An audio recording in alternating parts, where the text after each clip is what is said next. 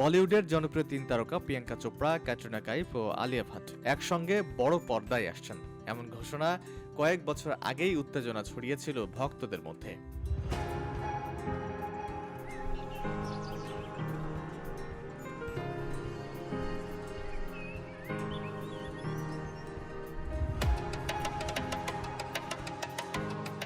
নির্মাতা অভিনেতা ফারহান আক্তার পরিচালিত জিলে যারা ছবিটি ঘিরে শুরু থেকেই ছিল ব্যাপক প্রত্যাশা।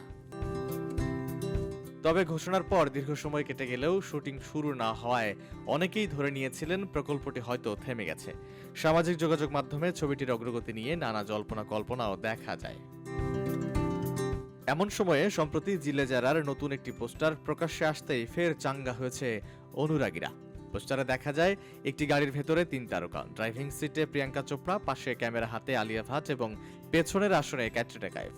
ছবির আবহে স্পষ্ট এটি একটি রোড ট্রিপ ভিত্তিক গল্প, যেখানে বন্ধুত্ব, ব্যক্তিগত জীবনের টানাপোড়েন এবং জীবনের নানা বাঁক উঠে আসবে। বলিউড ভিত্তিক একাধিক সূত্রের খবরে জানা গেছে, এর আগে ফারহান আক্তার ডন 3 নির্মাণে মনোযোগী ছিলেন। ছবিটিতে প্রধান চরিত্রে রণবীর সিং এর অভিনয়ের কথা থাকলেও পরবর্তীতে তিনি সরে দাঁড়ান বলে জানা গেছে। সেই জটিলতার পর জিলে যারা প্রকল্পেই ফের মনোযোগ দিচ্ছেন নির্মাতা। সবকিছু ঠিক থাকলে শীঘ্রই ছবিটির শুটিং শুরু হতে পারে বলে আশা করা হচ্ছে।